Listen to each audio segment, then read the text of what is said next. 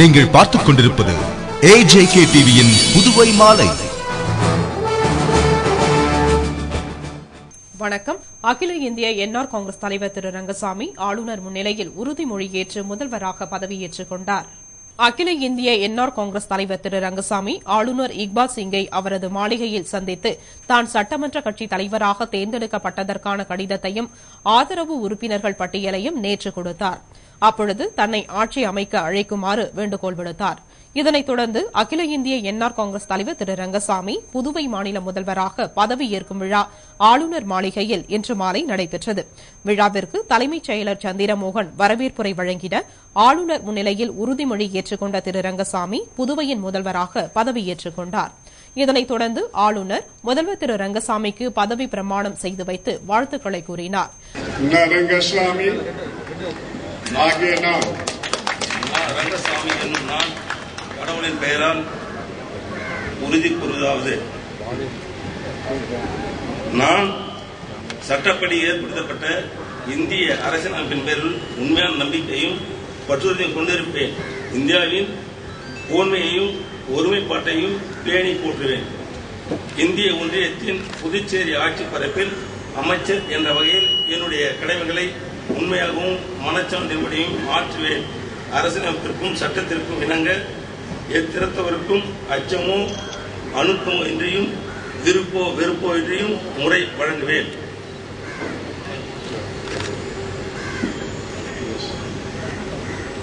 பின்னர் நடைபெற்ற விழாவில் முதல்வர் திரு ரங்கசாமிக்கு என்ஆர் காங்கிரஸ் கட்சி சட்டமன்ற உறுப்பினர்கள் அனைவரும் பொன்னாடை அணிவித்து வாழ்த்துக்களை கூறினர்.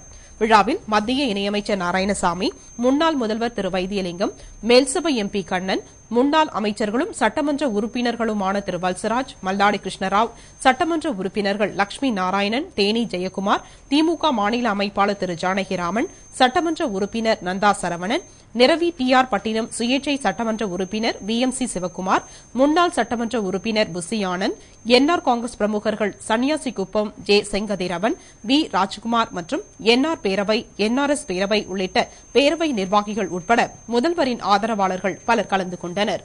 பதவியேற்பு விழாவினை முன்னிட்டு பலத்த போலீஸ் பாதுகாப்பு ஏற்பாடு செய்யப்பட்டிருந்தது. தமிழக முதல்வராக 3வது முறையாக அதிமுக பொதுச் செயலாளர் செல்வி ஜெயலலிதா சென்னை பல்கலைக்கழக நூற்றாண்டு விழா அரங்கில் பதவியேற்றார். நடந்து முடிந்த சட்டசபை தேர்தலில் அதிமுக 146 தொகுதிகளில் வெற்றி பெற்று தனிப்பெரும்பான்மையுடன் புதிய அரசை அமைக்கும் விழா சென்னை பல்கலைக்கழக நூற்றாண்டு கலையரங்கில் கோலாகலமாக நடைபெற்றது. விழாவிற்கு வருகை புரிந்த ஜெயலலிதாவை தலைமைச் செயலர் மாலதி பூங்கொத்து கொடுத்து வரவேற்றார். இதனையடுத்து விழாவிற்கு வந்த ஆளுநர் சுர்ஜித் சிங் பர்னாலாவை முதலமைச்சராக பதவியேற்கும் ஜெயலலிதா பூங்கொத்து கொடுத்து வரவேற்று பதவியேற்கவுள்ள 33 அமைச்சர்களை அறிமுகப்படுத்தி வைத்தார். இதனைத் தொடர்ந்து ஆளுநர் ஜெயலலிதாவுக்கு முதலமைச்சராக பதவி பிரமாணம் செய்து வைத்தார். பதவி பிரமாணமும் ரகசிய காப்பு பிரமாணமும் செய்து கொண்டு 3வது முறையாக தமிழக முதல்வராக பதவியேற்ற ஜெயலலிதா தமிழில் உறுதிமொழியினை வாசித்தார். ஜெயலலிதா என்னும் நான் சட்டப்படி அமைக்கப்பெற்ற இந்திய அரசியல் அமைப்பின்பால் உண்மையான நம்பிக்கையும் மாறா பற்றும் கொண்டிருப்பேன் என்றும் இந்திய நாட்டின் ஒப்பில்லாத முழு முதல் ஆட்சியையும் ஒருமையையும் நிலைநிறுத்துவேன் என்றும் தமிழ்நாட்டு அரசின் முதலமைச்சராக உண்மையாகவும்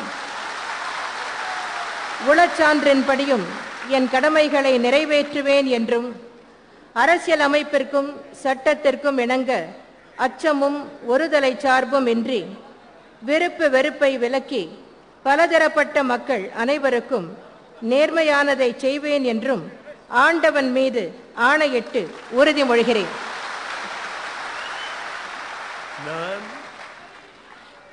ஜெயலலிதா என்னும் நான் தமிழ்நாட்டு அரசின் முதலமைச்சர் என்ற முறையில் எனது கவனத்துக்குள்ளாவதும் தெரிய வருவதுமான எந்த பொருளையும் முதலமைச்சரின் கடமைகளை உரியவாறு நிறைவேற்ற தேவையான அளவுக்கன்றி ஒருவரிடமோ பலரிடமோ நேர்முகமாகவோ மறைமுகமாகவோ அறிவிக்கவோ வெளிப்படுத்தவோ மாட்டேன் என்று ஆண்டவன் மீது ஆணையிட்டு உறுதிமொழிகிறேன். இவரைத் தொடர்ந்து 33 அமைச்சர்களுக்கும் ஆளுநர் சுர்ஜித் சிங் பர்னாலா பதவி பிரமாணம் செய்து வைத்தார். பதவியேற்பு நிகழ்ச்சிக்கு குஜராத் முதல்வர் நரேந்திர சிங் மோடி, ஆந்திர முன்னாள் முதல்வர் சந்திரபாபு நாயுடு, இந்திய கம்யூனிஸ்ட் கட்சியின் பொதுச் செயலாளர் பரதன், தேசிய செயலாளர் டி ராஜா, மார்க்சிஸ்ட் கம்யூனிஸ்ட் கட்சியின் தேசிய பொதுச் செயலாளர் பிரகாஷ் கராத் மற்றும் பல தலைவர்களும், கூட்டணி கட்சித் தலைவர்கள் விஜயகாந்த், நல்லகண்ணு, தா பாண்டியன், ராமகிருஷ்ணன் உள்ளிட்ட பலரும் கலந்து கொண்டனர். மேலும் இந்நிகழ்ச்சியை காண தொழிலதிபர்கள், திரையுலகத்தினர் மற்றும் தொண்டர்கள் ஏராளமானோர் குவிந்தனர். புதுவை உழவர்கரை புனித ஜெயராகினி அன்னை ஆலயத்தில் நடைபெற்று வரும் திருவிழாவில் ஆடம்பர தேர்பவனி நடைபெற்றது. புதுவை உழவர்கரை தொகுதி புனித ஜெயராகினி அன்னை ஆலயத்தில் கடந்த 5ஆம் தேதி கொடியேற்றத்துடன் திருவிழா தொடங்கியது. அன்று முதல் தினமும் காலையில் திருப்பலிகளும், மாலையில் சிறிய தேர்பவனிகளும் நடைபெற்றது. திருவிழாவின் கடைசி நாளான நேற்று ஆடம்பர தேர்பவனி நடைபெற்றது. இதனை முன்னிட்டு ஆலயத்தில் கடலூர் மறைமாவட்ட பங்குத்தந்தை பேராயர் அந்தோணி ஆனந்தராயர், துணை பேராயர்கள் அருமை செல்வம், ஜெயபிரகாஷ் ஆகியோர் தலைமையில் சிறப்பு திருப்பலியும், பின்னர் மின் விளக்குகளால் அலங்கரிக்கப்பட்ட தேரில் ஆடம்பர தேர்பவனியும் நடைபெற்றது. விழாவில் பங்குத்தந்தைகள், விழாக்குழுவினர், பொதுமக்கள் கலந்து கொண்டனர். இதனைத் தொடர்ந்து ஆலயத்தில் திவ்ய நற்கருணை ஆசிர் நடைபெற்றது. ஆளுநர் இக்பால் சிங் உத்தரவுப்படி புதுச்சேரியில் 12வது சட்டசபை கலைக்கப்பட்டது. இதனையடுத்து 13வது சட்டப்பேரவை அமைக்கப்பட உள்ளது. புதுச்சேரியின் 13வது சட்டசபை தேர்தல் கடந்த ஏப்ரல் 13ஆம் தேதி நடைபெற்றது. கடந்த 13ஆம் தேதி வாக்குகள் எண்ணப்பட்டு முடிவுகள் அறிவிக்கப்பட்டது.